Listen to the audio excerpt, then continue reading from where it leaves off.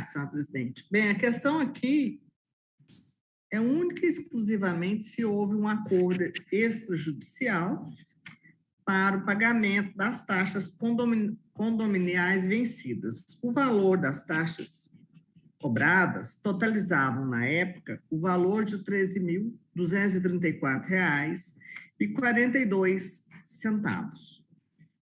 A parte, ela fala que em janeiro de 2018 entrou num acordo para quitação total do débito pelo valor de R$ 5.812 e anexou aos autos um boleto pago neste valor.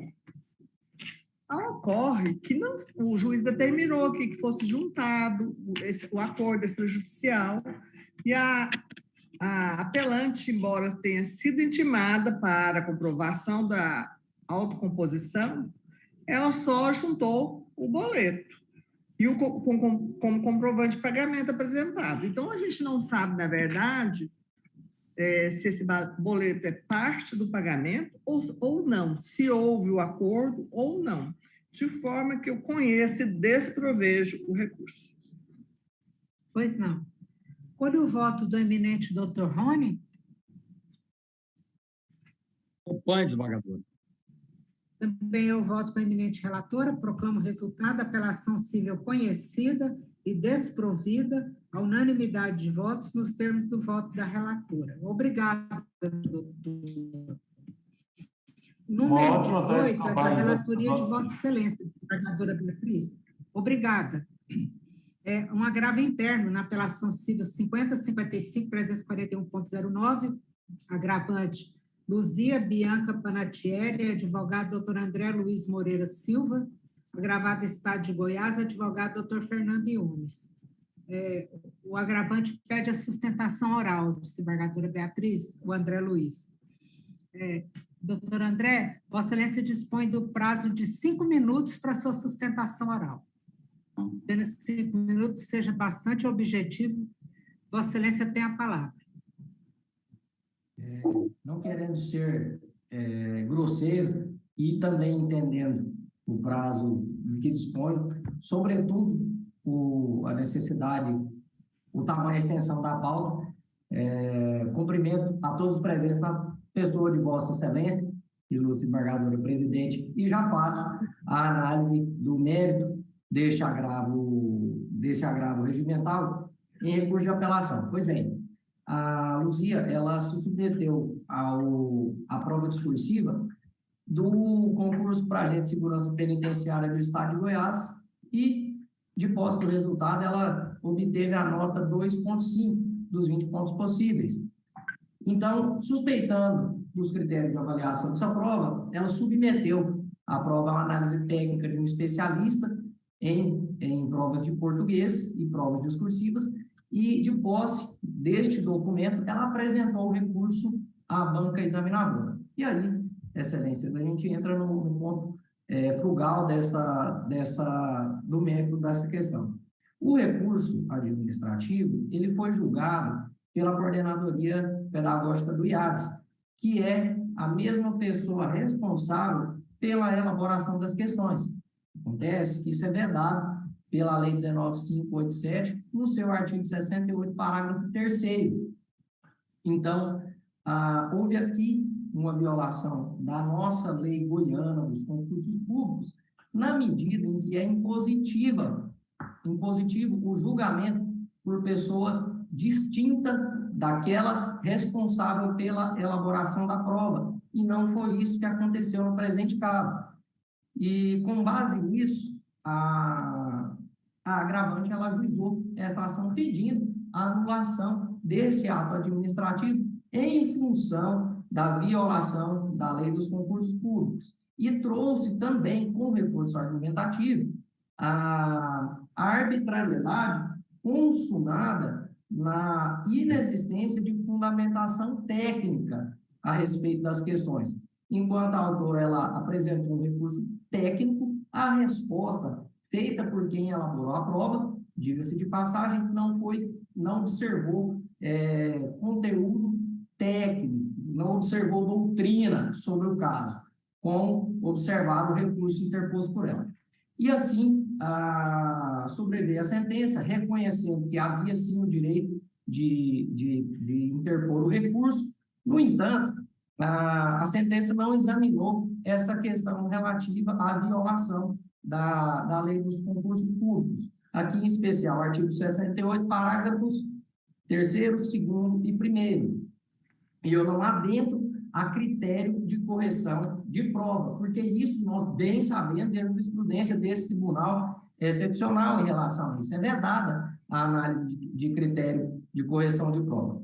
Nesse sentido, sobreveio esse agravo regimental, porque também a decisão monocrática da ilustre embargadora Beatriz Franco, ela examinou, ela partiu para essa questão da proibição da análise de critério de correção de prova. No entanto, repita-se, já me dirigindo para o final dessa sustentação oral. O que se busca aqui, no caso, é a anulação... Um minuto, doutor, 1 minuto. Tudo bem, obrigado, excelência, já encerro. É a anulação deste ato administrativo, qual seja a correção do recurso administrativo. Este recurso ele precisa ser julgado por uma pessoa diferente daquela que elaborou a prova em função do artigo 68 da Lei 19.587. Assim, eu agradeço a atenção de vossas excelências e devolvo pedindo mais uma vez... Muito obrigada, doutor André. Devolvo a palavra à eminente relatora. Em razão da sustentação, eu vou ficar com vista e trarei na próxima sessão, se Deus quiser. Pois não. O julgamento está suspenso com vista à eminente relatora, para ser julgado em uma das sessões vindouras. O 19 é da relatoria de Vossa Excelência, desembargadora Nelma, apelação civil 51.30743.67. Parece que são 2 apelos. Primeiro apelante, Luiz Ricardo Ferreira de Castro, advogada doutora Ana Clara Barros. Segundo apelante, André Cecília da Silva, advogado doutor Antônio Francisco Assis e outros. Quem pede a sustentação oral, desembargadora Nelma, é apenas o primeiro apelante, o Luiz Ricardo. Há necessidade de ouvir o Luiz Ricardo, o primeiro apelante? Só ele que pede a sustentação. Aqui é uma ação de indenização por acidente de trânsito, presidente. Eu vou adiantar, eu estou conhecendo os apelos, estou negando provimento a ambos, mas de ofício eu estou reformando a sentença para estabelecer que o valor da reparação moral seja acrescido de juros de mora de 1% ao mês a partir do evento danoso, conforme a súmula 54 do STJ. De forma que eu acho que aí a gente pode ouvir a doutora Ana Clara nos pontos que ela entender pertinentes. Pois não. Então, a eminente relatora adianta o voto, que está desprovendo ambos os apelos, e de ofício ela está determinando a incidência do juro de mora sobre o valor do dano moral a partir da fixação do arbitramento nos termos da súmula 54 do STJ. Vossa Excelência sustenta apenas na parte que interessar, doutora. Vossa Excelência dispõe do prazo regimental para sua sustentação oral, que pedimos seja breve, concisa e objetiva, devido à extensão da nossa pauta. Tem a palavra. Boa tarde, eu prometo ser breve, sim. Cumprimento aos excelentíssimos desembargadores dessa solene sessão e aos meus colegas aqui presentes. Eu faço a sustentação oral aqui a respeito do recurso de apelação do réu, em favor do réu que foi condenado em primeiro grau nessa ação, que, como a douta desembargadora falou, é uma ação de indenização por acidente de trânsito com resultado morte. Aqui, o objetivo dessa apelação é tão somente parte da sentença que condenou o pagamento de uma indenização no valor de R$30 mil a título de danos morais.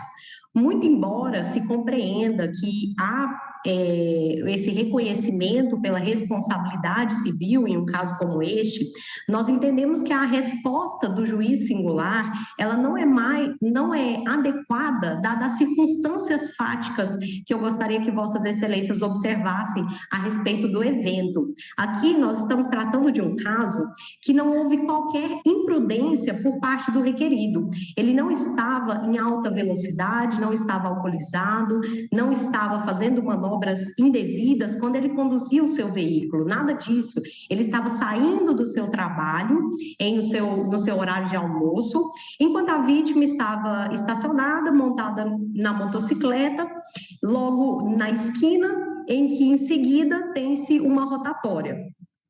Para entrar nessa rotatória, o veículo do meu cliente, acabou que a moto da vítima ficou em um ponto cego da diagonal e o veículo, o para-choque dianteiro, colidiu levemente com a roda traseira dessa motocicleta, porque a motocicleta estava apontando, né, para a calçada.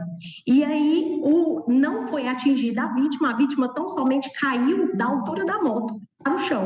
E não se machucou, mas por um infortúnio enorme, infelizmente, o requerido conduziu essa vítima por precaução ao hospital, lá ele foi atendido e lá se observou que ele teve um sangramento interno, uma hemorragia que não pôde ser contida no hospital e, infelizmente, ele veio a óbito. Então, casos como este, em que não é possível se atribuir culpa alguma à parte, o quanto indenizatório, ele tem que corresponder a este dano de forma proporcional.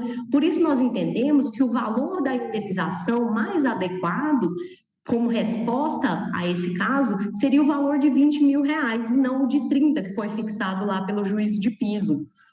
Em consonância, inclusive, com a jurisprudência deste egrégio tribunal, como eu demonstrei nas razões do meu recurso. É o que impõe também o não provimento da apelação da parte contrária, né? Não precisa entrar nesse mérito, já que também não foi provida.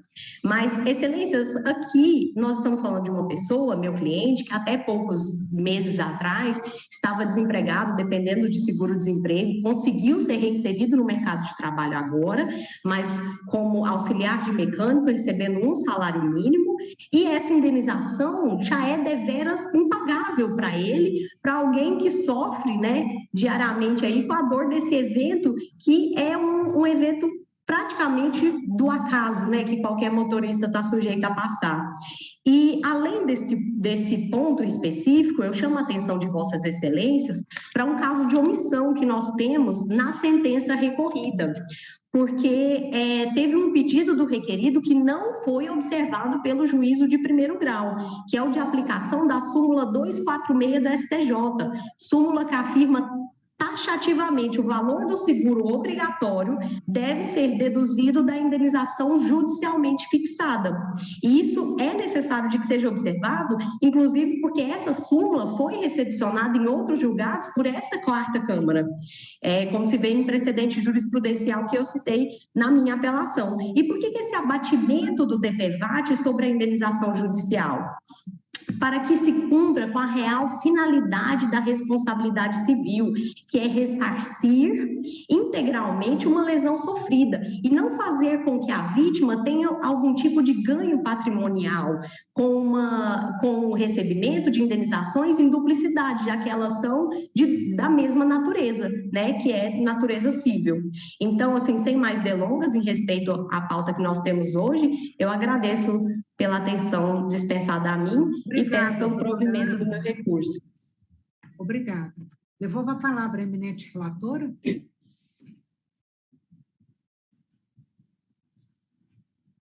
Senhora presidente, aqui, como já ficou bem explicado, é um acidente de trânsito. Só que pelos laudos e por tudo que consta nos autos, a culpa é exclusiva do apelante, Luiz Ricardo Ferreira de Castro. E houve a morte de um jovem. E eu estou aqui, então, conhecendo, mas desprovendo o apelo do primeiro apelante e desprovendo também o apelo da segunda apelante. Eu vou ler a emenda, que a emenda está bastante explicativa, inclusive explica a respeito da súmula 246 que a doutora mencionou, e acho que ela vai deixar claro o posicionamento. Evidenciado nos autos que o acidente de trânsito que resultou na morte do filho da autora ocorreu por culpa exclusiva da parte ré, devendo ser reconhecido o dever de indenizar, porquanto presentes o nexo de causalidade, o dano e a conduta culposa. Se o valor da indenização por danos morais foi arbitrado em conformidade com os princípios da razoabilidade e atenta à situação e singularidade do caso concreto, não há a falar-se na sua redução. Os juros de mora, cuidando-se de responsabilidade extracontratual por ato ilícito, fluirão a partir do evento danoso, nos termos da súmula 54 do STJ, reforma de ofício, em que pese a possibilidade da dedução do valor do seguro obrigatório, DPVAT, da quantia atribuída a título de verba indenizatória, conforme emendado na súmula 246 do STJ, tal abatimento é condicionado à demonstração da ocorrência de seu pagamento nos autos, o que não ocorreu na espécie.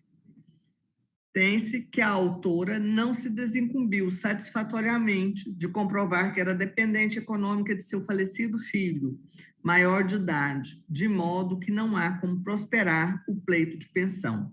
Apelações cíveis conhecidas e desprovidas e sentença parcialmente reformada de ofício.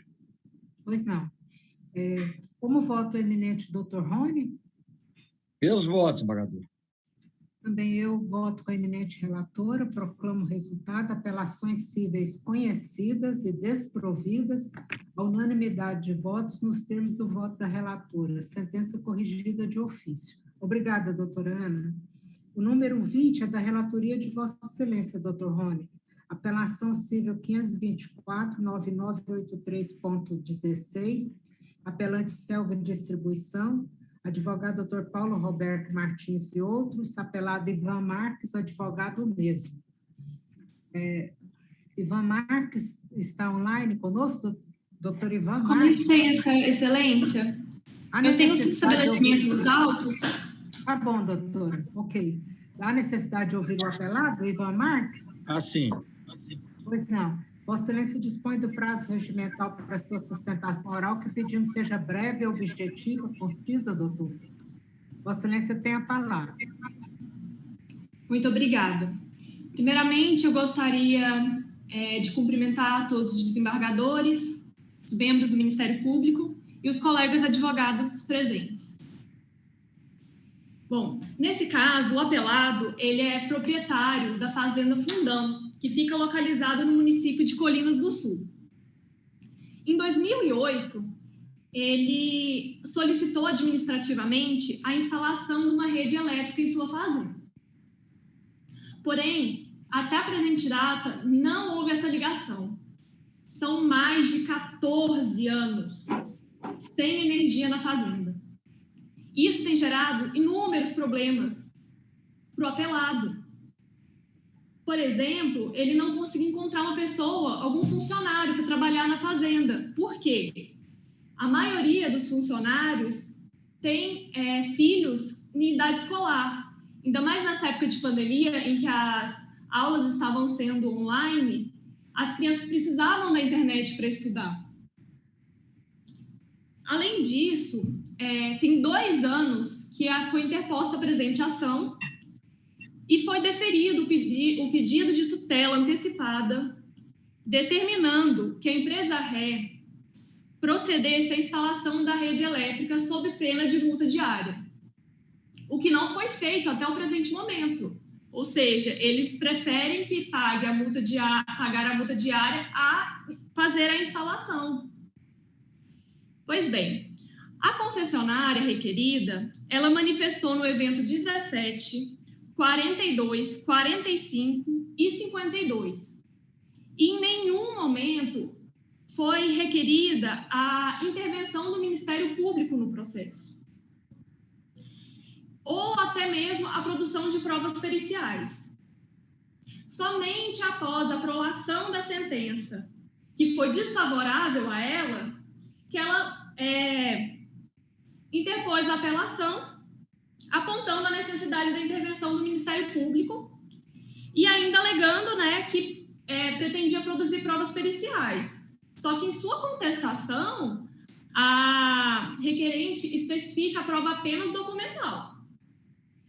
Bom, a questão da intervenção do Ministério Público, eles alegam que a fazenda supostamente estaria em uma área de proteção ambiental, uma APA. Então, seria necessário a intervenção. Embora a apelante tenha tido várias oportunidades de alegar essa intervenção, ela se manteve inerte e deixou que o processo fosse julgado para após da sentença, né, alegar esse vício. Claramente, isso trata-se de uma nulidade de algibeira, que é completamente vedado no ordenamento jurídico brasileiro. Não obstante, segundo a Lei Municipal 428 de 2006, que cria o perímetro urbano da cidade de Colinas do Sul, em seu artigo 2º, determina que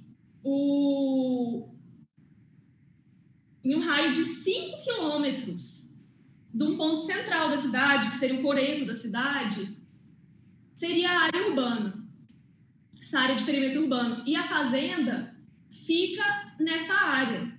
Dessa forma, não cabe a intervenção do Ministério Público, porque não se trata de uma área de proteção ambiental.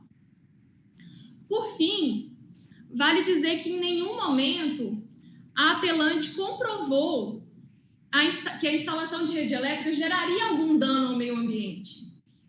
Então, dessa forma, requer que a apelação seja indeferida e que a sentença seja mantida. Pois não, doutora, obrigada. Devolvo a palavra ao eminente relator. Obrigada. Eminentes pares, senhora presidente, na verdade, aqui se trata de uma ação de obrigação de fazer acumulada com indenização por danos morais, proposta pelo senhor Ivan Marques em desfavor da CELB Distribuição. Essa ação foi julgada parcialmente procedente na origem e a magistrada de piso determinou que a ré procedesse, no prazo de 15 dias, a instalação da rede elétrica até a propriedade do autor da ação. E também fixou uma indenização por danos morais no valor de R$ 8.000. Ocorre que, em nenhum momento dessa relação processual, houve a manifestação do Ministério Público. E essa fazenda Fundão, localizada no município de Colinas do Sul, ela está, sim, inserida em uma área de proteção ambiental criada por lei em 2001, sob o nome de APA de Pouso Alto, decreto número 5.419, de 7 de maio de 2001. Então, a questão aqui é de ordem pública, questão ambiental de ordem pública. O Ministério Público deveria, sim, ter intervido no processo desde o seu nascimento, e não foi isso que nós verificamos aqui. De forma que eu estou acolhendo o parecer da douta Procuradoria de Justiça e dando provimento ao recurso, conhecendo e dando provimento ao recurso de apelação, para cassar a sentença recorrida e decretar a nulidade do processo a partir do momento em que o Ministério Público deveria ter sido intimado para intervir no feito. É assim como voto, senhora presidente. Pois não. Eu recebi o material relativo ao julgamento e não tenho dúvida alguma em acompanhar as inteiras o voto de Vossa Excelência. Como voto o eminente desembargador Delinto? Eu acompanho o ilustre relator, senhora presidente. Proclamo o resultado, apelação civil conhecida e provida à unanimidade de votos nos termos do voto do relator. Obrigada, doutor. O número 21 é da relatoria de Vossa Excelência, desembargadora Beatriz.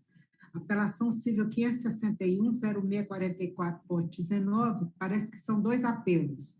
Primeiro apelante, Banco do Brasil, advogado Dr. Nelson Pilar Filho. Segundo apelante, Manir Ferreira da Silveira, advogada doutora Aline Martins. Doutora Aline Martins está online conosco? Sem sustentação oral, então, desembargadora Beatriz, não compareceu. Consta desistência, por gentileza, doutora Sueli, da ata.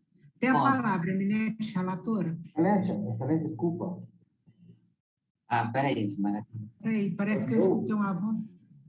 Doutora Aline? Tem procuração nos autos também, Excelência. Rafael Seba.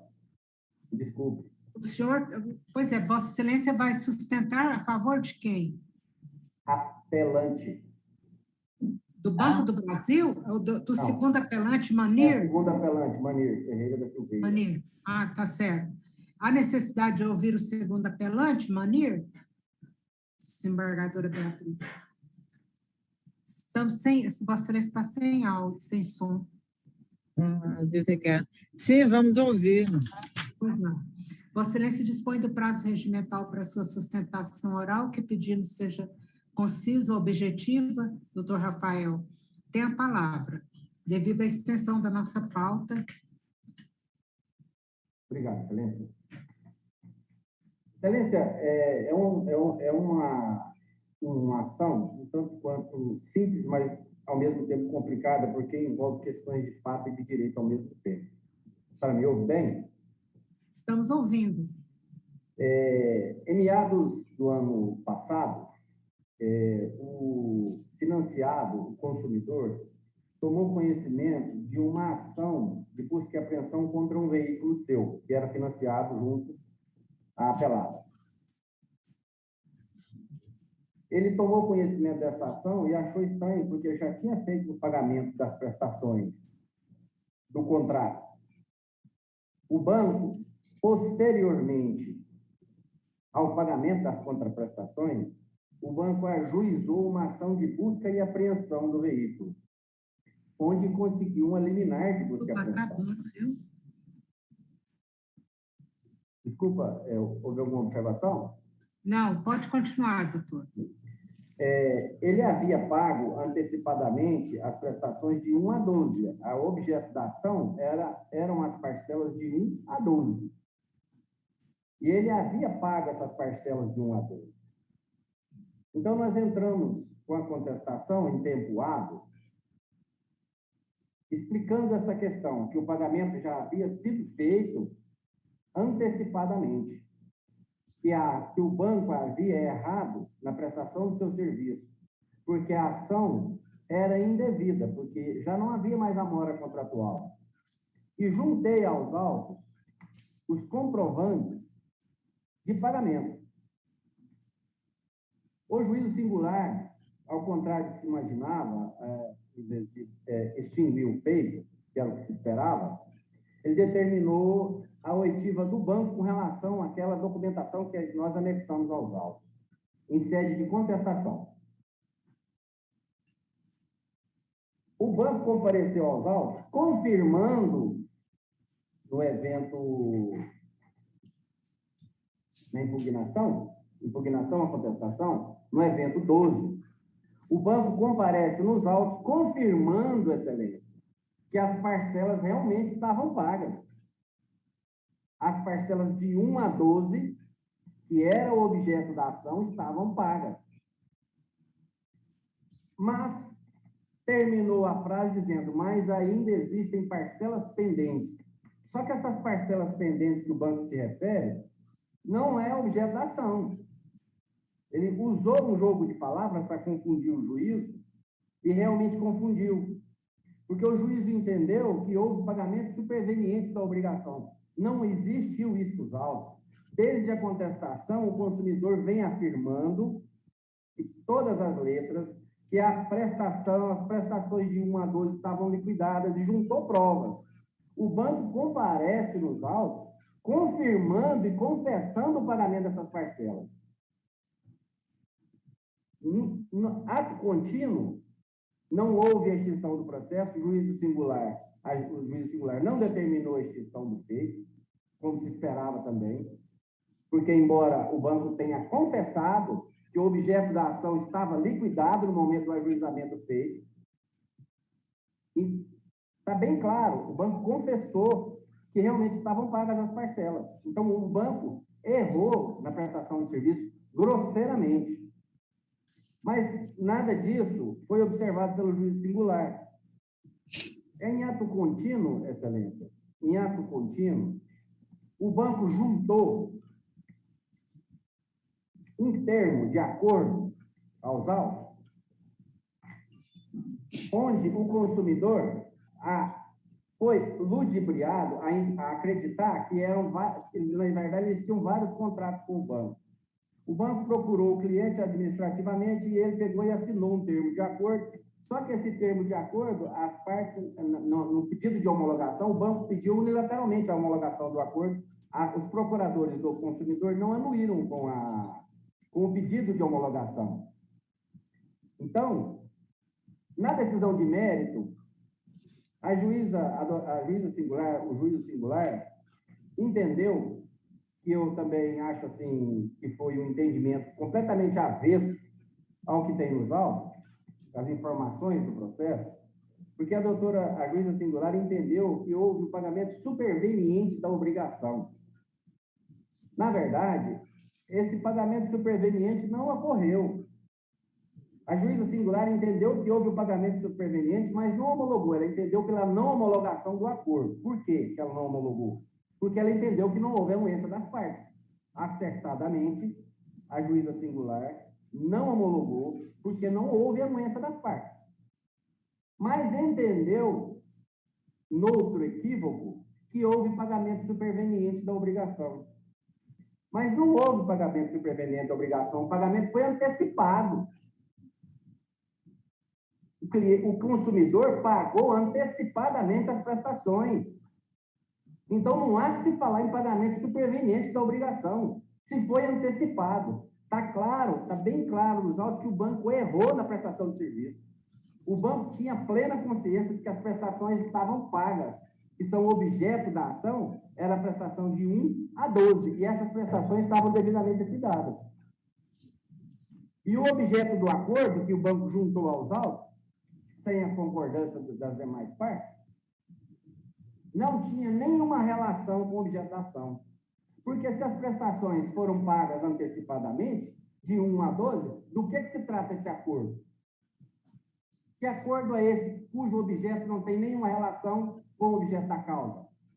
Não tem nenhuma relação com o objeto da causa. Não foi homologado e, com razão, não deveria ter sido homologado. Mas o que se pede aqui, excelência, o ponto-chave da questão é justamente isso. É a questão do pagamento antecipado do débito. É a repetição de débito. Porque o banco cobrou dívida já paga. Isso aí está latente nos autos. O banco cobrou uma dívida que já não devia mais. E entrou com a busca e apreensão de um veículo que não tinha mora mais. E o banco, ao invés de pedir a extinção do feito, maliciosamente, por isso que eu peço aqui, inclusive, a litigância de má-fé, porque o banco tinha plena consciência de que as parcelas estavam antecipadamente pagas. E mesmo assim não requereu a extinção do feito. Então, o que eu peço a Vossas Excelências, está nítido nos autos, é o reconhecimento, Excelência, da repetição de indébito. Porque houve claramente a repetição de indébito e o banco confessou. O banco confessou textualmente que as parcelas de 1 a 12 realmente estavam pagas antecipadamente.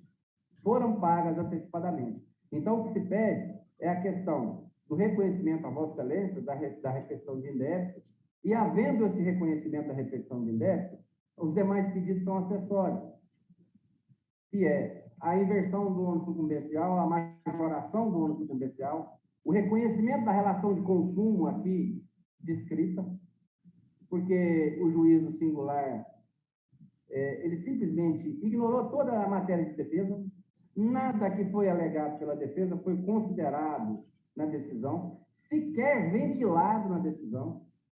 Nada do que a defesa disse foi considerado na decisão pelo juízo singular.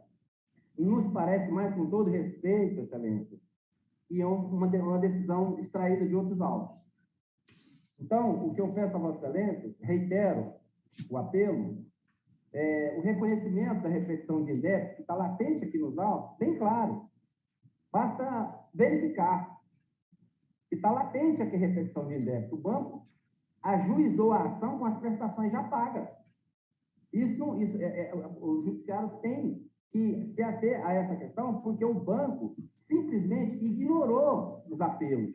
O juízo singular também simplesmente não deu ouvidos ao que foi dito reiteradamente pela defesa.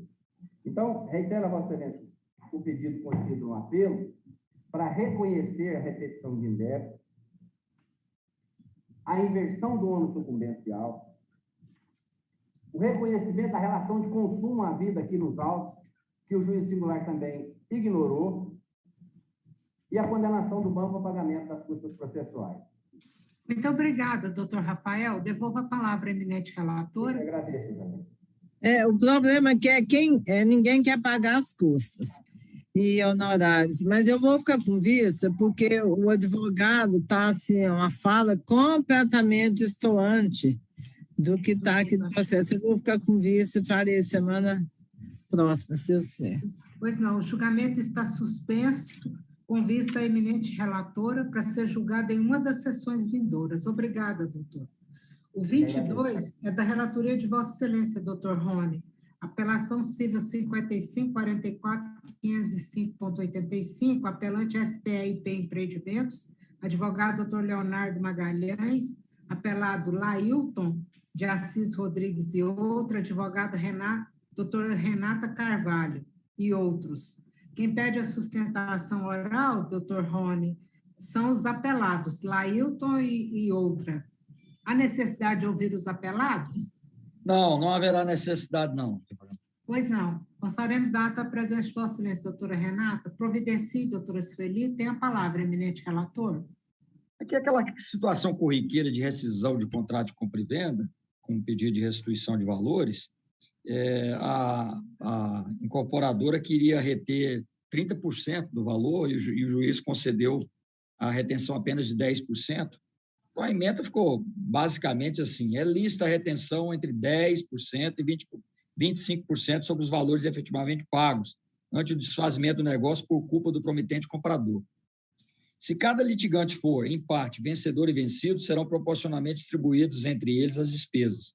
Ainda que os autores apelados tenham desistido do negócio, a ação foi proposta em razão da parte apelante se dispor a devolver somente 70% da quantia paga, o que significa dizer que essa quem deu causa à propositura da ação, devendo suportar a parte dos ônus comerciais que lhe couber. Presentes os pressupostos elencados no agravo interno, no recurso especial 762.075 Mato Grosso, fixe-se a verba honorária recursal com base no artigo 85, parágrafo 11º do Código de Processo Civil. Apelo desprovido, conhecido desprovido. É assim como voto, senhor presidente. Pois não.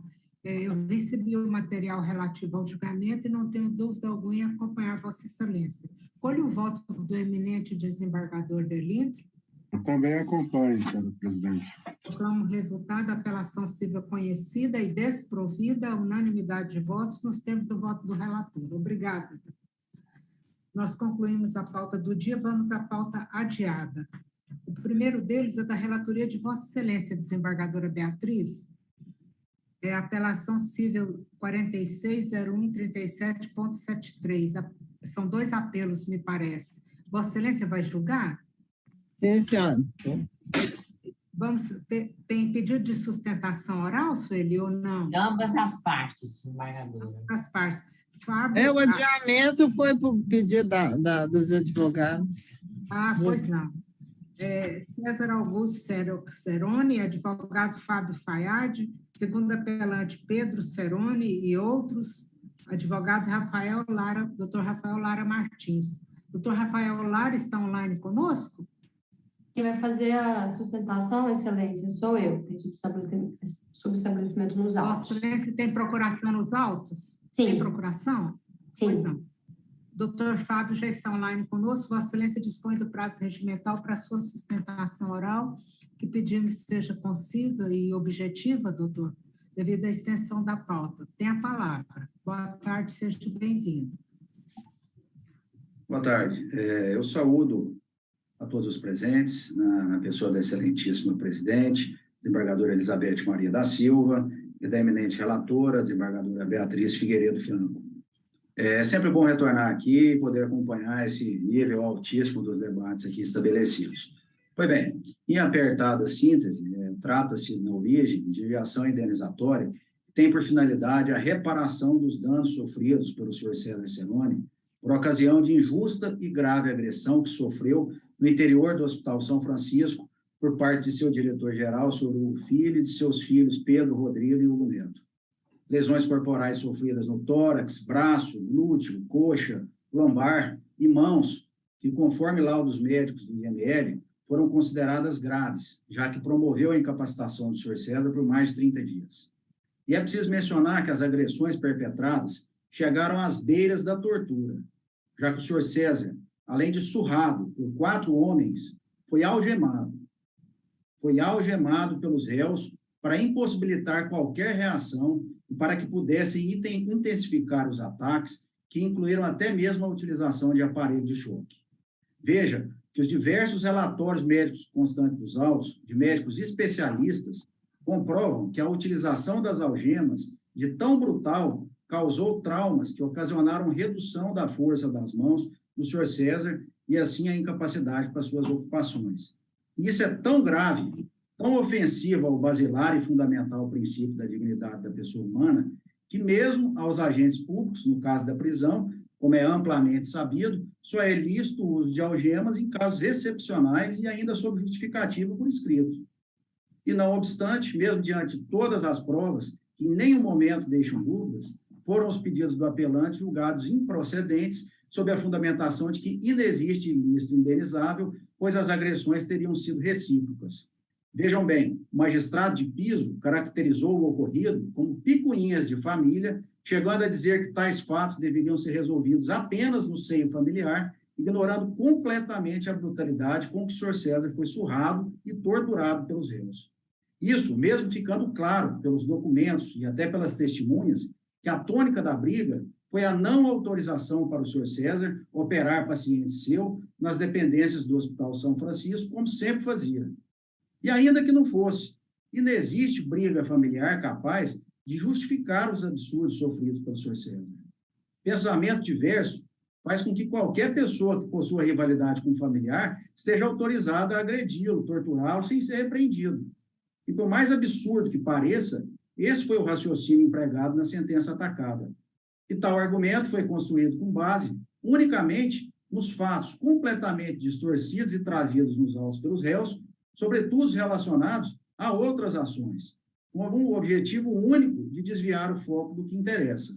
Não bastasse as agressões, tentaram a todo custo ofender a honra do senhor César, para assim induzir o julgador, chegando até mesmo a dizer que o ora apelante teria psicose delirante passional e que é parte em vários processos judiciais. Ora, o apelante, senhor César, é pessoa ilibada, hoje com 70 anos de idade, médico premiado em vários congressos, recebeu diversas honrarias por serviços prestados, não responde a qualquer processo criminal e, como um cidadão, tem todo o direito de utilizar os mecanismos judiciais à sua disposição. E se a quantidade de ações judiciais fosse realmente importante para o desligamento do feito, nós teríamos aqui uma missão árdua, pois os réus são partes em incontáveis procedimentos, respondendo ou tendo respondido o senhor Hugo Filho, por exemplo, até mesmo ação penal por suposta prática do crime de formação de quadrilha, dentre outros. Mas voltando à decisão de primeiro grau, que é o que realmente importa, cuida dizer que o magistrado em questão relatou cingir-se à demanda na análise das agressões ocorridas entre as partes, a fim de verificar quem iniciou a briga. E, baseado exclusivamente no depoimento da testemunha Valdirene, concluiu que o senhor César foi quem teria iniciado a briga, quando deu um soco no senhor Pedro, que as agressões teriam sido mútuas e ainda que as lesões ocasionadas são atos de legítima defesa e contenção da briga normais para a situação ocorrida, onde não pode ser exigível que alguém apanhe e não se defenda, desde que dentro dos limites necessários para cessar a agressão. Agora eu pergunto, excelências, e aqui eu até peço vênia para mostrar essas fotos, todas constantes do processo, tiradas ainda na delegacia. Por acaso, parecem de uma pessoa que sofreu lesões e quem se defendia para não apanhar, parecem realmente dentro dos limites para cessar uma agressão? Eu imagino que não. E como se não bastasse isso, veja que o testemunho da senhora Valdirene, sobre o qual o magistrado fundamentou exclusivamente a sua decisão, não permite essa conclusão de que foi o senhor César quem teria iniciado a briga. Vejam, excelências, que embora na delegacia a senhora Valdirene, naquela época funcionária dos réus, no cargo de confiança de gerente do hospital, tenha dito que o primeiro soco fora desferido pelo senhor César, agora, em juízo, já não mais prestando serviço aos apelados e, portanto, livre de influência, disse textualmente, tanto em pergunta do juiz quanto desse advogado, que não sabe dizer quem começou a briga. Disse até que, se falasse que sim, estaria mentindo, pois não viu, já que, ao começar a discussão na sala em que estava presente, abaixou a cabeça e que assim estava quando as agressões começaram. Tudo isso gravado em audiência de instrução. E, mesmo assim, toda a fundamentação da sentença orbitou sobre o depoimento da senhora Valdirene, que, segundo o juiz prolator, teria, em audiência de instrução, confirmado os fatos narrados em seu depoimento prestado à polícia. E em que pese o respeito e admiração que tenho pelo nobre juiz, não foi o que aconteceu, como eu já mencionei, e é de fácil constatação. A senhora Valdirene, eu repito, agora não mais sobre a influência dos apelados, já que não trabalha mais para eles, não confirmou o seu depoimento à polícia, já que no ponto crucial se desmentiu sobre quem teria iniciado as agressões de forma muito clara. E a esse respeito, se o senhor Pedro, ora apelado, realmente fosse o primeiro agredido, como querem fazer crer, por que nada ficou registrado no exame do IML? Porque as agressões sofridas pelo senhor César foram muito bem documentadas e fazem parte dos autos. Assim, salvo melhor juízo, não me parece cabível a alegação de que estavam os apelados em legítimo direito de defesa, conquanto não tenham sofrido quaisquer danos comprováveis, sobretudo através dos exames do IML, no dia do fato, com exceção de uma mordida no antebraço que o senhor César deu no senhor Rodrigo, ora apelado, para se desvencilhar de um estrangulamento. Isso sim é ato de legítima defesa, mas infelizmente nada disso foi levado em consideração ou sequer mencionado pelo juiz singular. E, ademais, outro fato importantíssimo, também desconsiderado na sentença, e que pode trazer à luz a questão do início das agressões, é o da caneta filmadora que portava o senhor César no dia dos fatos e que foi o real motivo para o início das agressões. Vejam, excelências, conforme defendido em todo o processo, o senhor César, ao ser informado de que não poderia mais realizar suas cirurgias no Hospital São Francisco, como fazia há anos, e tendo uma cirurgia já marcada com um paciente seu, resolveu comparecer na administração a fim de saber o motivo e talvez contornar a situação, ao menos para aquele caso imediato. Mas, para isso, conhecedor que é do ímpeto dos réus, resolveu se proteger levando uma microcâmera em formato de caneta no bolso de sua camisa, a fim de que pudesse provar a sua conduta, se necessário. Chegando lá, fora levado a uma sala privativa, onde começou a ser agredido verbalmente, com ameaças, inclusive, de morte. Nesse exato momento, anunciou que estava gravando toda a situação e que os réus responderiam por seus atos.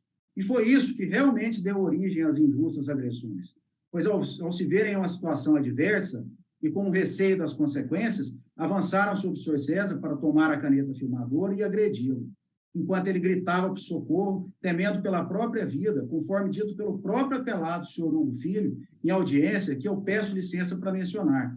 Abre aspas. Você imagina a gritaria, porque ele gritava loucamente dentro do hospital, certo? Inclusive com medo de morrer, certo? Com medo de morrer.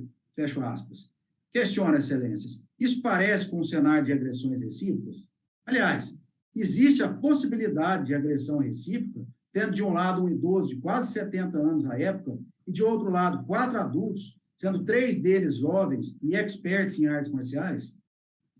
E com relação à caneta, basta para verificar a veracidade a camisa do apelante, em foto juntada aos autos, quando do exame do IML, pois ao puxarem a caneta, chegaram a rasgar o bolso da camisa, que mostrava sinais de tinta e estava encharcada de sangue, segundo o termo de apreensão. E fato ainda mais importante é que, conforme depoimentos obtidos na audiência de instrução, os apelados tiveram e certamente ainda têm a posse da caneta que filmou toda a briga. E mesmo assim, mesmo em poder das imagens, deixaram de fornecê-las, o que evidencia a veracidade das alegações do senhor César durante todo o processo.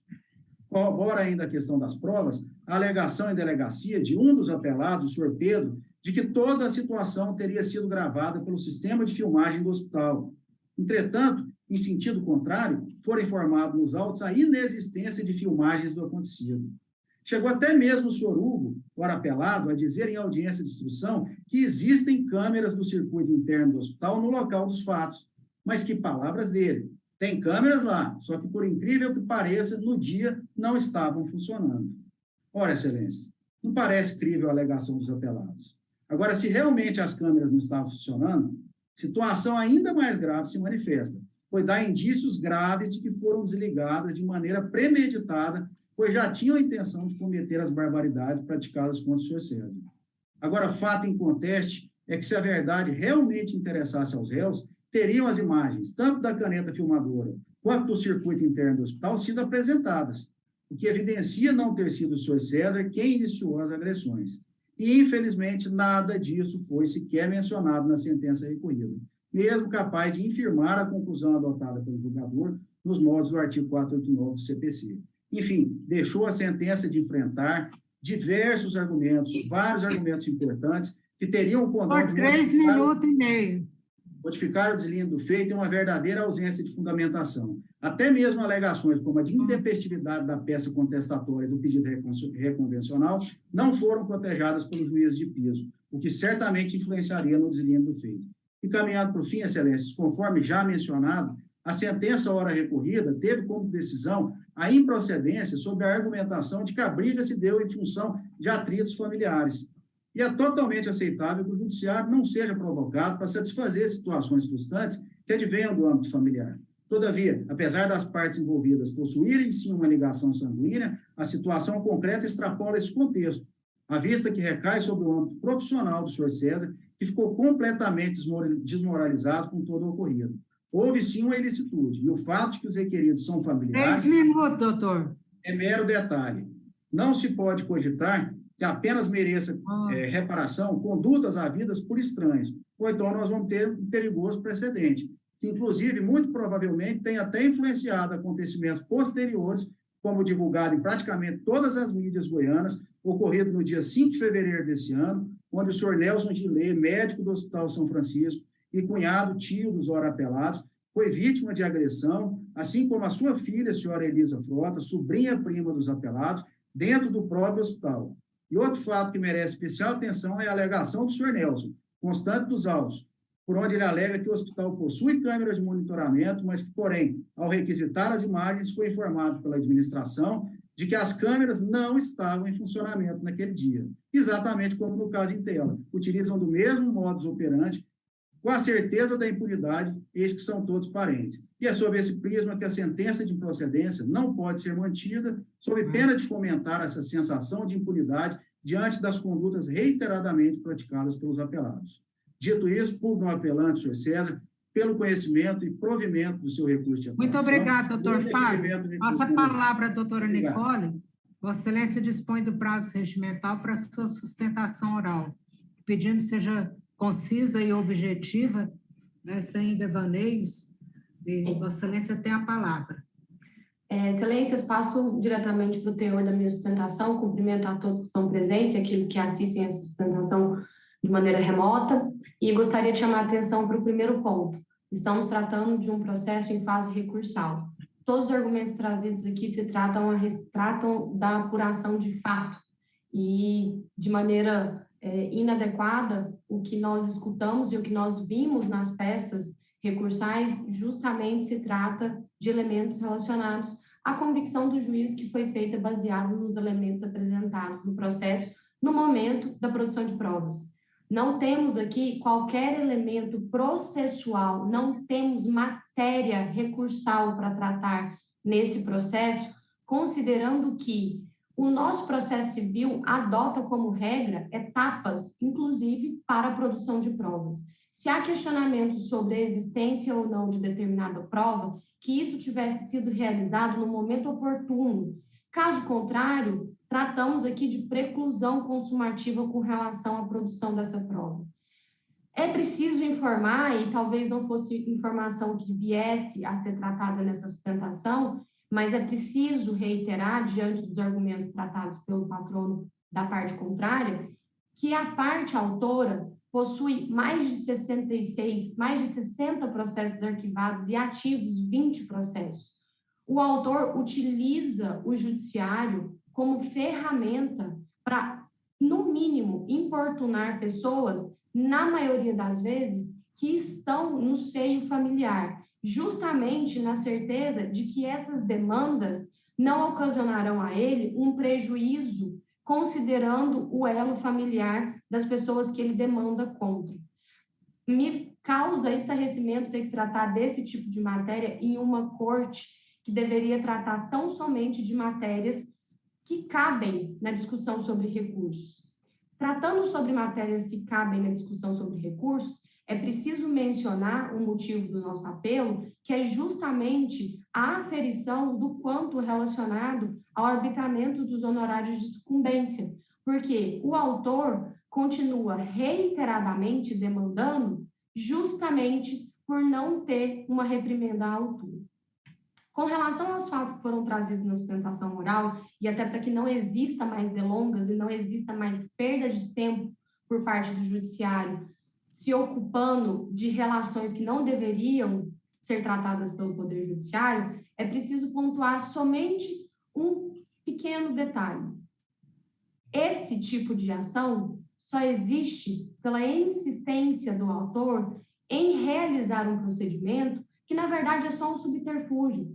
Sendo ele profissional renomado, com muito tempo de atuação médica, qualquer outro nosocômico o receberia para a realização desse procedimento.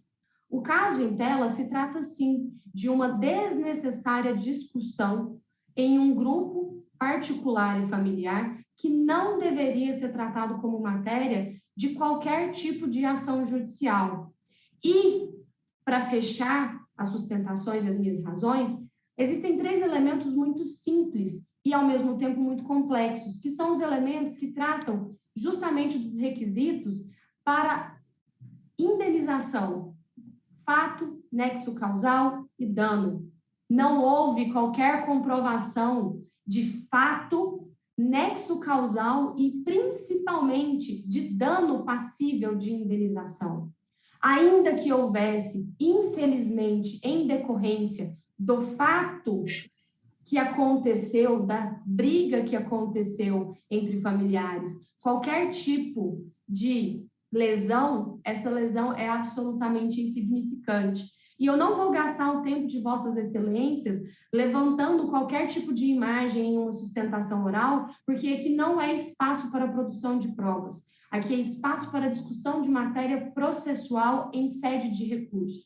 Por isso, os 2 pontos que precisam ser analisados de maneira bastante acurada é a mensuração quanto aos honorários de sucumbência, para que, mais uma vez, o autor não utilize o judiciário de maneira inoportuna, indevida e irresponsável, e a ausência de qualquer requisito que possa considerar o fato que ocorreu como fato passível de indenização.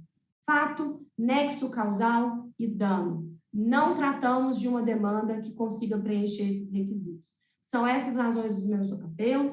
Peço atenção com relação a esses critérios e agradeço o tempo disponibilizado. Obrigada, doutora. Devolvo a palavra à eminente relatora.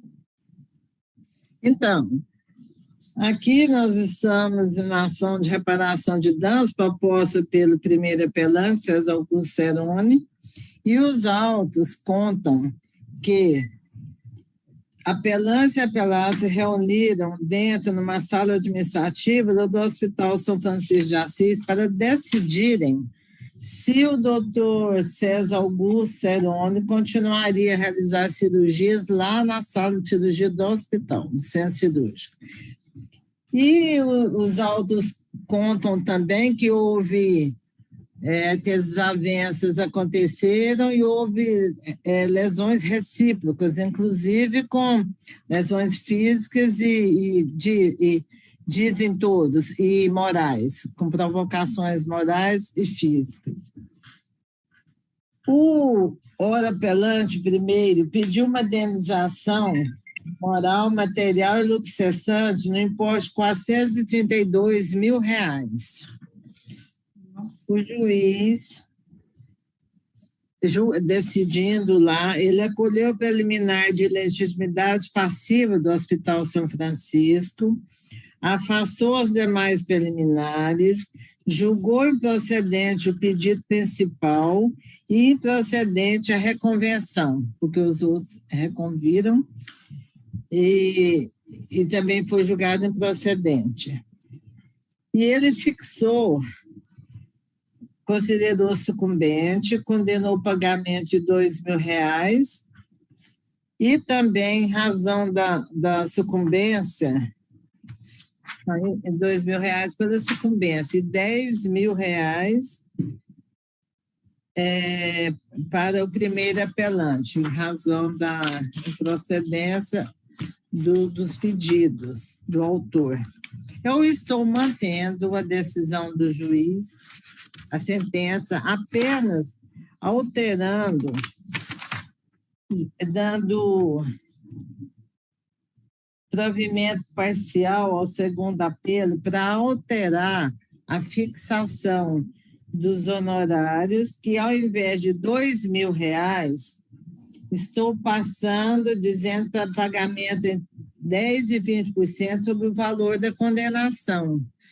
Porque são várias as ações, pelo que o processo conta aqui, tem várias ações, né? Essa aqui é uma delas, em que esse senhor, esse médico, pede reparação.